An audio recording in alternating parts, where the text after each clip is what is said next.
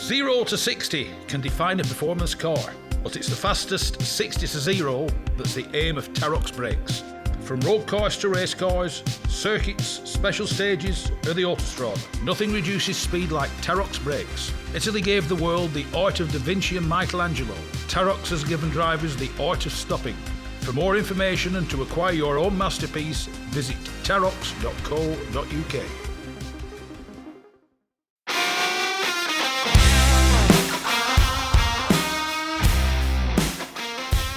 Yes, it's me, Mike Stone, and this is the Backseat Driver Podcast. It's the fastest, it's the friendliest, and it's for all the family. The Gas Shocks 116 Trophy and 120 Coupe Cup are the fastest growing race series in the UK, taking in 6 one-hour races and 8 sprints at all the top circuits. Visit 116trophy.com to find out more and get yourself behind the wheel.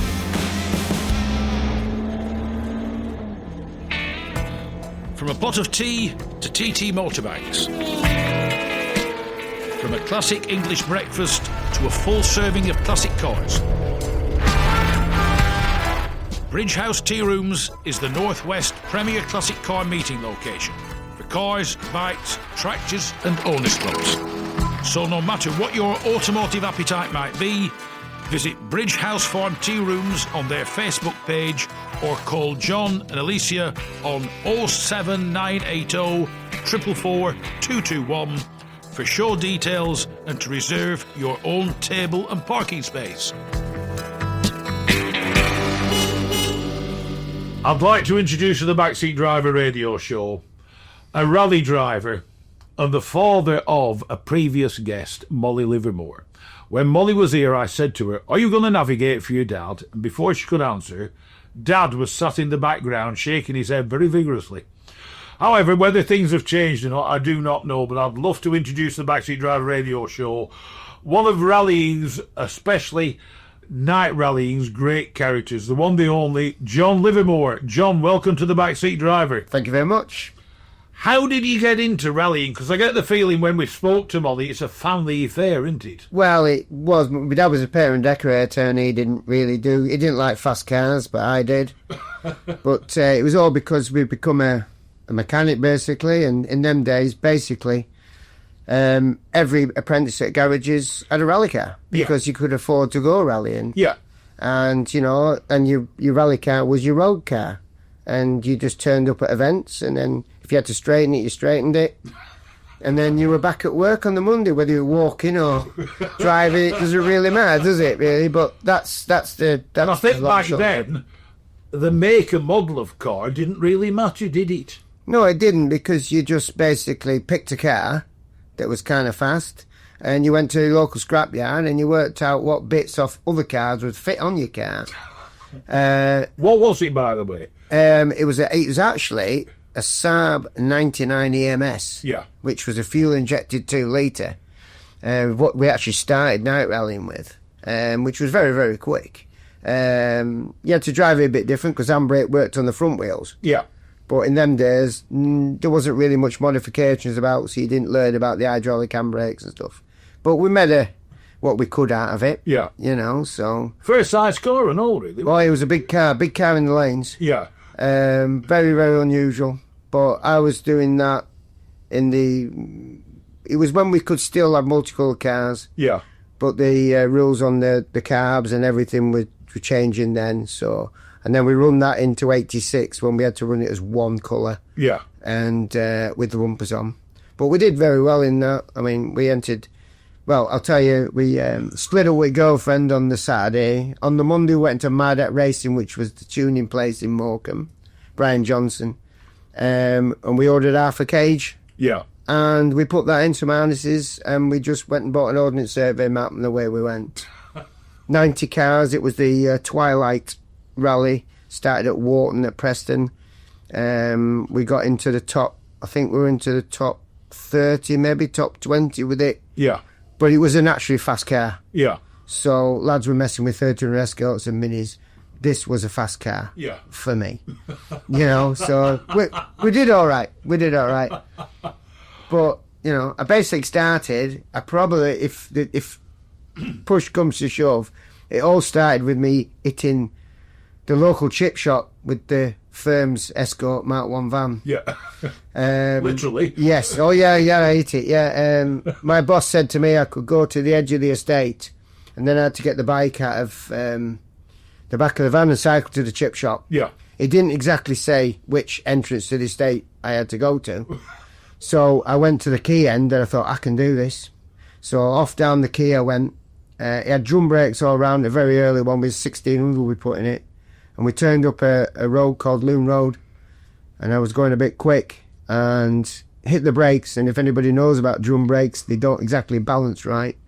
And I just flew across the curb. Drum braking all round. Shall we say, you gently slowed down. Well, when I hit the chip shop, I'd slowed down, which I was that high that I actually slid down the side of the chip shop.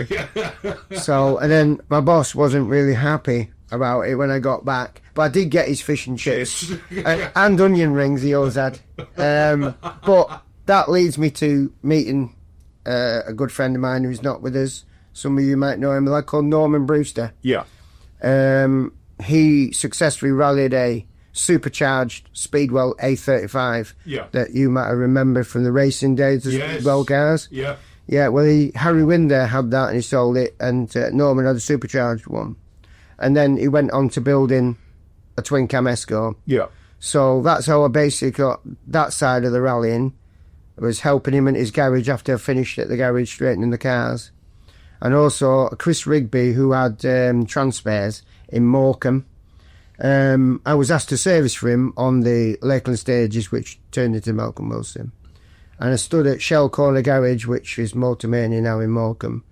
And he come round the corner with this bright yellow Avenger on a trailer. Yeah. And I thought that was the most best-looking car I had ever seen. And that's where the Avengers come from. Yeah, because that's the one thing you're known for. Oh, yeah. Everybody was into Escorts. Yeah, no, John Livermore was into Avengers. But why would I want to use something with cart springs on the back of it? You know? Oh, sorry, I didn't mean that. I shouldn't have said that. Yeah. No, that was the thing. We did the service for that. Then I navigated for a lad.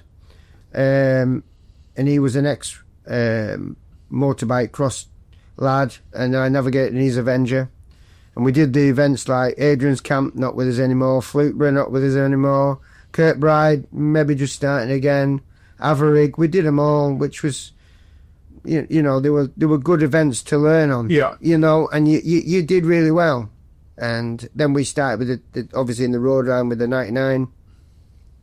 And then we built a 96 V4. Yeah. And we started on the staging. Yeah. Which was a fair spec car, but when it boils down to it, we didn't have the money. Yeah. That should have been in the woods. We couldn't afford to go in the woods. So you're a fan of Eric Colson as well? Oh, yeah. And a good friend of mine, Paul Darlington, he rallied Starbs. He was very quick in a 96. Yeah. But then we bet onto Avengers and never really looked back after that, really. Because, I mean, the Avenger was, and the ones you do see them very, very, very occasionally now, were the Tigers, weren't they? They were like the RS equivalent of of the Escorts, weren't they? You could go. This is where I think the rallying is going away from this, and I think it shouldn't do. Is that if you was a spectator and you saw a certain car rallying, then you go, I like that car. So then you go to the local Ford garage, you go to the local Chrysler, Talbot, Hillman garage, and you go, have you got? And they go, yes sir, we can sell you a Tiger over there. And then if you go to this counter over here, they can do the modifications for it. Yeah. But what you got to remember is that the Tiger actually isn't a Tiger in the logbook. It's an L, it's a base model. Is it? Yes, it is a base model. Same as the Nova Sports were base models. Yeah. Purely because of the lightness. Yeah. They didn't have all the fancy stuff on, so they were a light car to start with. Yeah. So then the Tiger had the 1500 engine in, and so on, and you could buy the LSDs and stuff for them, so you could make them into the rally car you've just seen. And your little eyes would start to sparkle, wouldn't they? Oh, yeah. And your bank account wouldn't. Oh, yeah, it wasn't good. It wasn't good. Well, Selby's of Lancaster used to do the competition parts. Yeah. Around near the back of the old baths. They did combustion parts for various things. So that's the only thing that I think nowadays with the modern stuff is, I think they've gone away from that. I thought that it was to show cars off, and buy cars, but it seems to have gone away. Well, that's what it used to be. Shall we say, without being rude, working man's rallying was when people watch the works teams of the top drivers, in your instance, rallying an Avenger. Like you said, you could go to the dealer and more or less see the car you'd seen in action sat in the showroom. That's correct. Yeah. Unlike today, where a modern rally car bears no resemblance whatsoever. No. Unless you're in one of the more lesser or junior categories where the cars are, they started as a road car, and then they changed dramatically. Yeah, I can remember doing the early mild emitters and stuff. We used an Escort on that, I must admit. We actually won the rally championship. Well, just won the Escort drivers back. Yeah, well, I won it I won the stage championship in 1991, which is a long, long time ago. And I think I've won the road rally championship at one point at the Morecambe Car Club. Yeah. But we've done, the Fluke Bros and stuff like that. And we did the mild emitters. And the most admiration I ever had was when the ladder challenge was running. Oh, yeah. Man, them guys were mad. But the thing is, you'd have 12 ladders start, and you'd have 12 ladders finish. Yeah. They might not be in the best of health, but you'd have ladders going everywhere. Yeah. Now, they were like a tractor. You had to steer back out of the corners. Yeah. It was, it was a good one-mate challenge. And I said to Christian, who's a very good friend of mine, who Molly navigates for, I said, forget, he has a Sunbeam and stuff. I said, forget them, get yourself into a one-mate championship. Yeah. That's where you get noticed. Yeah. You don't get noticed being a hero in your Sunbeam. You don't get noticed being a hero in an Escort. But you do get noticed standing out in a championship. Yeah. There might be 12 cars and you might be faster out of that 12 cars. Yeah. That's what people are looking for, that edge. Yeah. And there's been people don't know, but there was an Avenger challenge. Yes, there was. There's an Escort challenge. There was the Mexico challenge, which Roger Clark and all them did. Yeah. Friends of mine, Norman, when they did it, they said there is no Mexico's challenge cars left. Yeah. That are right because they weren't strong. They weren't allowed to strengthen them, so they bent. Yeah. They used to bend from the bottom of the door up to the bottom of the back window. Yeah. They used to kink them. So Malcolm Wilson used one. They just smashed them to pieces. Yeah. But it was a one-mate championship. Yeah. And affordable. Yeah. And it's like a lot of racing drivers today, young drivers. I want sponsorship. Right, well, go and get yourself. And there's one girl driver I know who's now in her 20s. She's doing extremely well. She started out doing the little Citroën C1s, where everybody's driving the same car on the circuit. Then she went on to Mazda MX-5s. Once again, all the same car. And she's done well in that. And she's now driving Porsche Boxsters. And it's like you said, she's doing well and getting noticed. Yes, that's what it's all about. One make. That's what it's all about, But we went back to the night rally after the staging. We still do the staging, but we use a night rally car, which, when we do the Northwest stages, the first time we did it at Blackpool, we were actually on telly 5 times because there was a road rally car class. Yeah. And we had the push rod in the Avenger, which was up to its limits. And we were second in that class, so we got on the telly quite a lot. Yeah. But the 2 cars that we were battling against were both 206 GTI 180s. Yeah. And the old Avenger just didn't have the legs. We overhauled one of the guys, but the other guy we just couldn't. Yeah. Couldn't catch it, and we finished on that. So we got good publicity on that. But when we did the other one in 2019, when the engine let go on Nicky Nook, and then we come back in 2021, thinking 22, I can't remember. It was like taking a knife to a gunfight, really, because we're running all the interior in it. We've got single plenum for the night. It's a full night rally. Yeah. So, but we still enjoy it. We still give it the best we can. But it's all about money nowadays. And, it's... And I won't be for Avengers. I mean, they're not exactly thick on the ground, are they? Well, you can get more or less what you want for an Escort, be it a Mark 1, Mark 2 or whatever. Avengers. I mean, how do you go and get in bits for Avengers? Well, they're making them. Oh, are they? They're making the bits. Yeah. But it's done on an order basis. Yeah. So if you want a front panel, you can get a front panel, you can get doors, you can get everything, you can get alley bonnets for them. But they are done, it takes about 3 months to make one. It's you know, you can get them. I have spares, I have enough spares for front end, but my problem is rear quarters. Yeah. We did being a bit silly, we did the auto test. Good friends of mine, Anthony Harrison and Dave Harrison. Well, Dave, they were both there at the auto test, and we're going through the barns, we were winding Avenger up, and we come out of the barn, and there was a farm implement, and I used to calculate missing this implement by a very small margin. but it had an inch piece stuck out of it. Yeah. And I actually peeled the back quarter like a sardine tin. Yeah. So we repaired that, and then on the 061 Targa, we hit a pothole, then hit a tree, and with the back end of it, bent the Atlas axle, because it's got a fully floating axle in it, bent the end of that round, and smashed the same quarter, so we ended up having to put a border in it. How old is this long-suffering Avenger? Well, it's 1976. Yeah. So it does all right. It's Where did you get it from? we got it out of a garage in Stoke-on-Trent. Yeah. Out of a garage in Stoke-on-Trent. It a two-door, so we built it up at that, because I've been around it for years, so I know exactly. And there's one mentor that helps me with that side, and you'll know the name of Ivor Clark. Yes. Ivor the driver, he is one sound man, and if you ever get to his place, he's got Avengers in the rafters. Yeah. He is one main man. He helped me with what we had to do, including when he knew I was doing the Northwest stages. He actually rung me up and said, "Do you want a spares package?" Yeah. I've got a spares package. I said, "No, I've got everything I want." Yeah.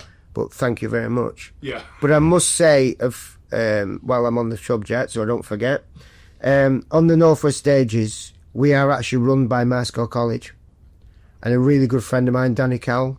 Yes, he's been on the show. Yes, on the show. And a team of young people. Yeah. They're absolutely fantastic. But the main crew that we had chase car when we could use them, of Christian Parker and Dave Edwards. When we burst a brake pipe, they showed the Mascot College lads and lasses how to be do under pressure. Yeah. They enjoyed doing it. That all of a sudden they had a big problem. Yeah. And they showed them how to make the brake pipes, how to do it like that. Obviously Danny could do as well, but he had to be in the manager type role. But I have a lot. We've just had one of the students work for me on every Wednesday she comes. Yeah. And we've got college and us and various people. We've got to start at M Sport. Yeah. And she's going to be an apprentice engine builder. I mean, it's nice to see. It's a bit like you and Molly. Yeah. The number of young girls. That's what I want. That they do. Who are getting into motorsport. Yes. Not. I mean, your Molly sits in the navigator's seat, which I must say, you've got to be brave. I tried it and I was no damsel at it. So did I. But do want to become mechanics and things like that, which is great because there is a serious shortage of mechanics. Oh yeah. Well, I won't go into politics of it, but people out there will know why there's no apprentices coming through. Yeah. Whether it be joinery, anything. But I won't go into that because it'll just get me mad. But yeah, I find the girls are really good because I'm a lad. Well, old. There's a lot of lads out there, but the girls listen more. The girls concentrate more. Right. Yeah. They're not thinking about football or going out drinking. And it was her leaving do the other night, and my God, she can drink. But yeah, it's a lot of admiration for them. And yeah, I'll help anybody as much as I can. Yeah. Hidden away in the heart of the Ribble Valley, Specialised Automotive Services offer unrivalled levels of talent for all types of vehicles. All makes and models, old and new, are cared for with the exact same levels of detail. From accident repairs, paintwork, or even full bespoke bare metal resprays. Mechanical rebuilds to full replacement or modifications of defunct electrical systems. Specialised Automotive Services offer traditional engineering and mechanical skills along with the company's constantly updated digital systems and diagnostics. Each SAS technician embodies the SAS ethos of ensuring everything is in order and exactly as it should be. To arrange a guided tour of the workshops and the new vehicle finishing and detailing bay, call Dean on 01282 776 081 or visit sas-autos.co.uk.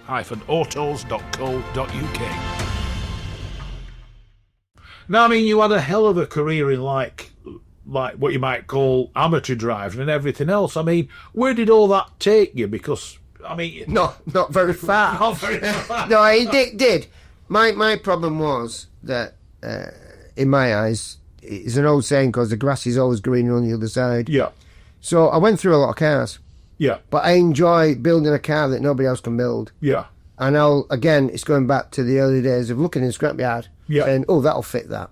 We've used Astras. The only car that has scared me is we had a rear-engine Skoda. Yeah. And I bought it a week before Fluteborough, and it had a full red line racing all steel crossflow in the back of it. Yeah.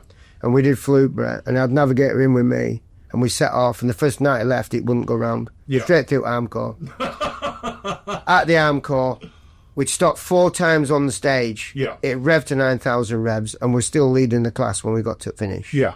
But even my navigator said, "Oh, we'll get back in now. That's dangerous." Yeah. But anyway, the alarm was there. We dropped the tyre pressure down. We put as much, and it went really well. The only problem is we set fire to it on back straight. But we passed an escort on the grass, and he couldn't believe it. Yeah.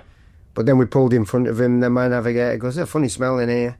And he looked round, there's flames in the car, so we're on fire. So I had the great John Odland on as a guest the old week. brilliant.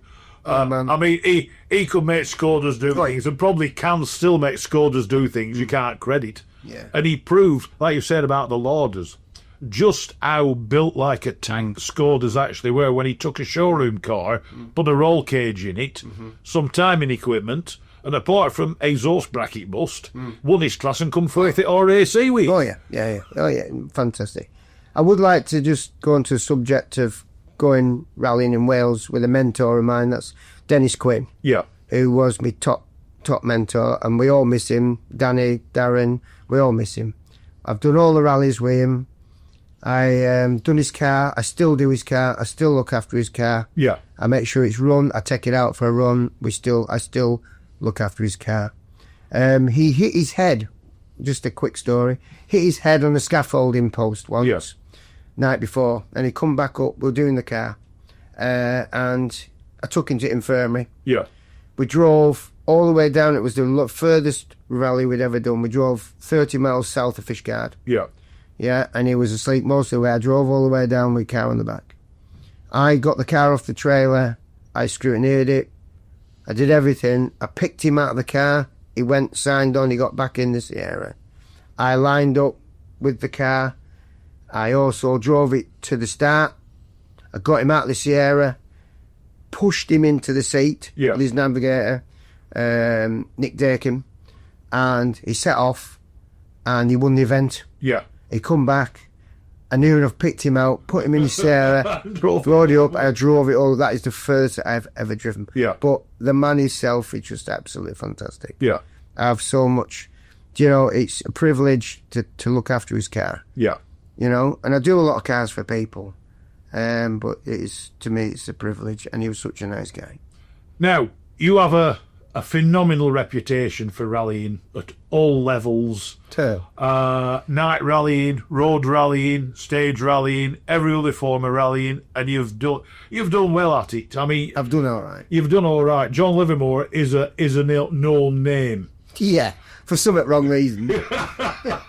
Well, I mean, you look at it these days, I mean, apart from the love of doing it, and your Molly does it, I mean, there's very little incentive now for anybody to really get into it, is there? The cars aren't there. You can't modify the cars. Yeah. There are some young lads that I see, young Tom Grice, good friend, and there's another young lad that's coming up and coming, his name's Lewis. They're all from Marscore College. Yeah. And they seem to have got a grip on the 90s cars that they can still modify. And one's using a Skoda, and you know, they're using the MG ZRs. Oh, yeah. But you've got to remember the problem is insurance nowadays. Yeah. You know, we didn't really bother in our day, but Well, we did insure him, don't get me wrong. Yeah. But, but it wasn't the same as you go into your local, I've got this and I've got that. Well, I won't make it go any faster. Yeah. All right then. So, it is, there's a lot to be said about, I wouldn't want to be trying to start it now. I don't know. Yeah. I mean, it's like you said that 90s cars these days, if you want to make your car go faster, you've got to get your laptop out and talk to it. Yeah. I mean, in your days, it were... Put some condenser and Webers. Yeah. Yeah. Used to listen to it. Again, going back to Norman, with his twin cam, I can remember, when you think back, I learnt a lot off Norman, because I learnt a lot of bodywork, because when we used to bend it, I had to mend it. Yeah. So it was a case. But I've seen him with checking the flow of the carburetors, looking down them for the fuel going into them, see the spray patterns. Yeah. With his hand on the top of the carburetor with his cigarette in it. Yeah. And revving it with the same hand. Yeah. Do you know what I mean? So when I think back, we're just mad. I mean, we straightened one car up on his... I bent the back end of one car and made it up in his ramp, and we had scaffolding pole, but we straightened it. Yeah. But Brute forcing it. brute forcing it. There's a lot of fork out. And a bit when he's up the ladders with the heat. Yeah. Heating it up. But just a quick story. Norman and John Gooch, another good navigator, they did back in the day when they were doing the 12 cars in 71, 72. They won a 12 car series in this A35. Now it had big wheels on the back of it, umpteen spotlights in the front. It was an 1100 alley flywheel. It'd do 95 mile an hour up East Road. It would rev like you wouldn't believe. But that had drum brakes on the front and rod brakes on the back. And just before he won the 12 car championship, and they won an entry into a big Welsh event. Ronnie knows, and all them, they know which one it was. And they all went down, 200 car entry. They've forgotten where they put him. So he ended up running the semi-experts. Yeah. So he had the Imps, Minis, Escorts during the race, and this A35 green thing was planted in the middle of them. And John Gooch, when they come to set off, John Gooch wouldn't get in the car. He said, I'm going to the toilet, you drive it down there, Norman. So they did that. Now, without swearing, they set off and they come into a control. And the marshal, in certain words that I can't really say on the air, said, excuse me, sir, there is a rally going on here. Can you move? And John Gooch goes, shouts out to the words of, excuse me, sir, but we're in it. And he went, took a slot, and the car in front went straight on. And Norman said, you've got this wrong again, using different words than I don't use. And John goes, no, we're right. And he kept going. He said, if you're wrong, I'm going to kill you. And then he come across a control. He said, I could kiss you. But the main reason why I'm saying this story is they got in the top 10 of a motor news event in an A35. And the headlines were Norman Brewster and John Gooch had a good run in nothing but an A35. So what I'm trying to get over to you is that doesn't matter the car. Yeah. If you're on the wrong road, you're not going anywhere. Well, you can be in the works car if you're on the wrong road. Yeah, that's... So you're on the road, you can go as fast as you want. Yeah. On the wrong road, you're not getting anywhere. Yeah. So I will say, if anybody's listening that wants to go and have a go, just pick up a mat, get somebody in, and go and have a go. Yeah. We Morecambe run 12 cars. It's not well supported, but we will run them. Please turn up at the events, because this will die. Yeah. This will die, and it's the best money you'll ever spend. Yeah. And you don't have to have anything fancy. I believe they just moved the Targa. They moved the classes, so you can actually run some of these forced injection cars now. Yeah. As in 2026. So your little cars that you may think you won't be able to use, you probably will. Yeah. Don't just assume you can't use them. Yeah. Have a read on the website, and please come out. Yeah. Please come out with this. It's all about, my rules were, make a car stop right. Yeah. Put your money into your brakes. Make a car handle right, put your money into suspension. So the last thing you do is tune it. Yeah. I think that's the problem, isn't it? Anybody who gets into motorsport, it's in their mind, speed must go quickly. No, it's all wrong. It's all wrong. make a car stop, make a car handle, then make it go. Yeah. You know, and you can upset a few of these top guys by, you know, getting close to them. Yeah. In something that, you know, I mean, Christian Molly do really well in that Subaru. Yeah. It sets out more smoke at the back end. when Christian looked at the video from last year, Molly sent him a video. There's and when they were running car one, Molly never likes running car one. Yeah. She says that they'd never won anything running car one. Yeah. When they run car two, they win the event. Yeah.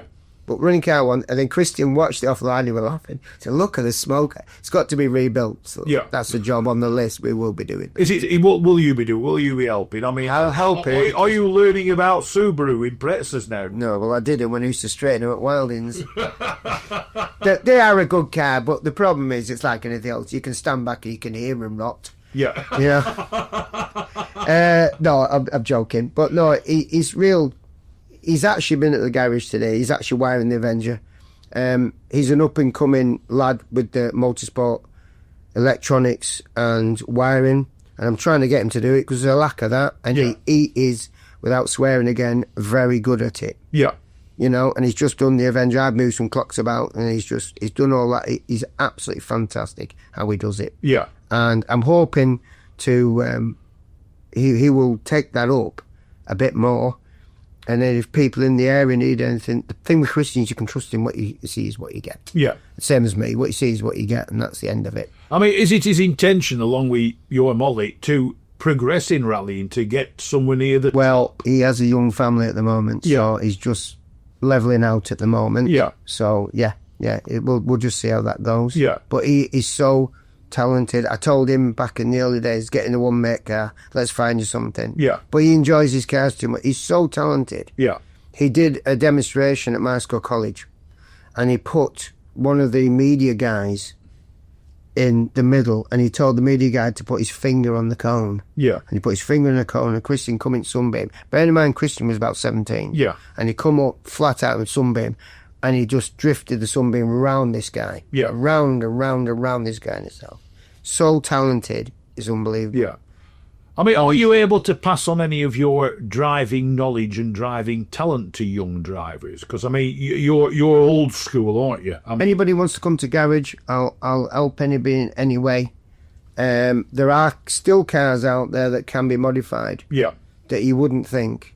You know, some of these Toyota Yaris's and these Suzuki's and stuff, they're phenomenal cars. Don't ever turn your nose up at a car. Yeah. You know, they're so fast. I mean, when we were running Escort and Avengers, and we were up against, with Chris Rigby in the 1300 Avenger, which was a fast car in its day, Yeah. the Novas came out and they just walked all over us. Yeah. The Sambas came out, they walked all over us. You won't stop progression. Yeah.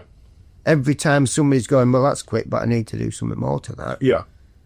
You will not stop progression. But I keep saying that for anybody listening out there, come and do the 12 cars. Whether it be Kirby, Yeah. whether it be anybody, do them. You will just enjoy them so much. Yeah. And you still enjoy your rallying by the sound? I do, yeah. You know, me and Paul Mount, we have a ruling. Me and Paul say, if we're not enjoying something or your event, we will just go home. Yeah. We will not one of us will suffer if we're not happy. Yeah. And we've never had to pull that. We've never had to use that rule. Yeah. I did say somebody I come into control at Knutsford, and Paul has a very long beard, and the guy said, "What's it like having Santa Claus navigate for you?" So I hope he's not listening to that, innit? Yeah. So I mean, what events have you got coming up this year? this year, now Martin Taylor's put a little bit of a teaser out about the Devil's Own, which we always do the Devil's Own, and yeah, so Christians and Molly are itching to see what this is, but he's teasing us at the moment. But we'll obviously be doing the Knutsford. The 061's off, which we do very well. I think we're third overall on that last time.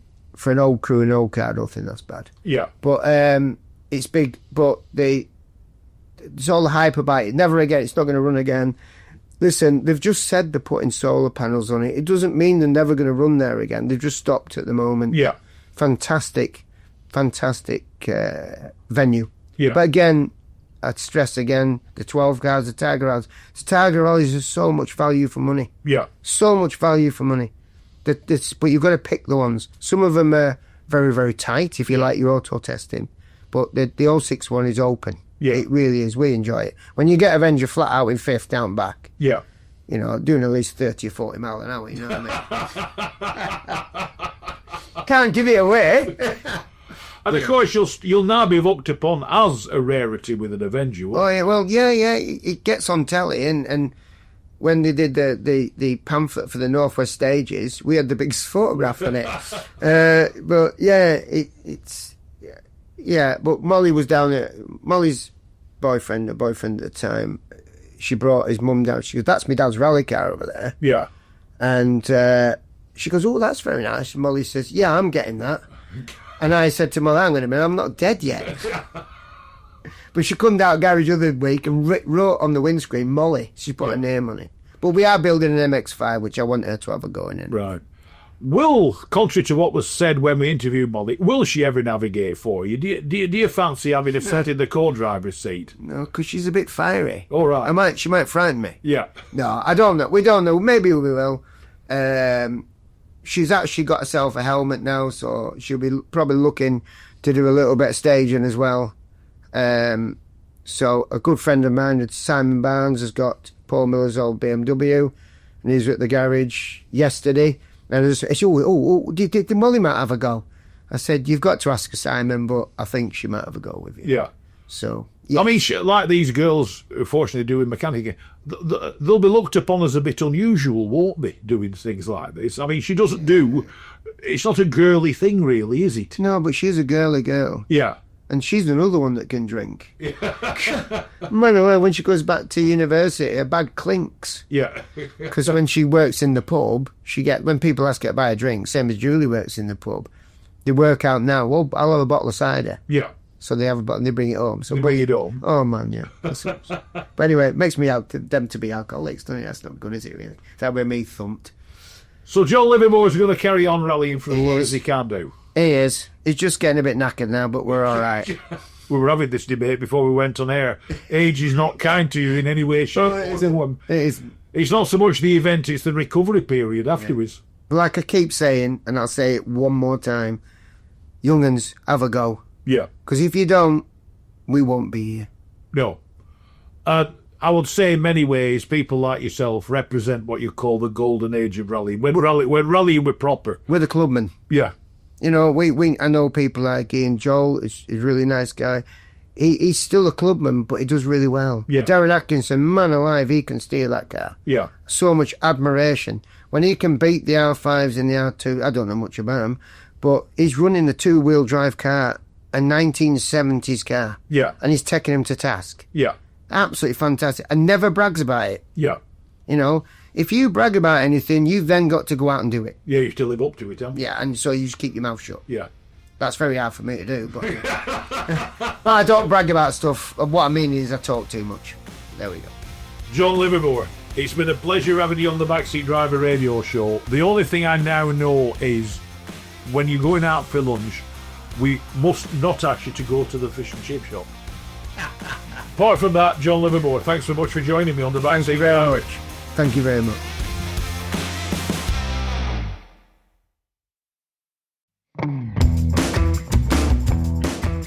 Rarely beaten on price, never beaten on service. Whether it's cars, bikes or commercials, Hodder Tyres are the best in the business. And when it comes to tyre expertise and advice to supplying the correct tyres for your vehicle's specific requirements, nobody comes close to David Lakin and the Hodder Tyres team.